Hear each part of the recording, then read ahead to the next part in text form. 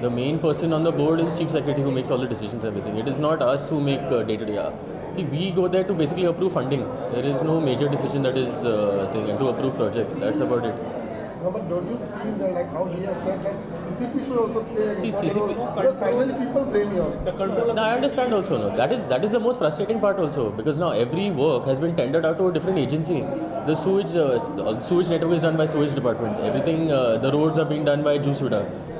Smart cities has their own contractors and everything also. The CCP has no power over any of these people also. The most we can do is write letters to the smart city, which we've been doing, telling them to speed up the work, to take care and everything like that. But unless these departments also put pressure on their engineers and force them to do their jobs, nothing is going to think. But how would you overcome that when you say CCP has no powers and people are just... But that is what I'm saying.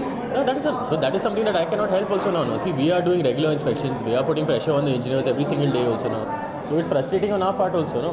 When people blame us for something that we have not done. See, I understand we are caretakers of the city also. But if we don't have the powers to enforce, that is another issue that we face also.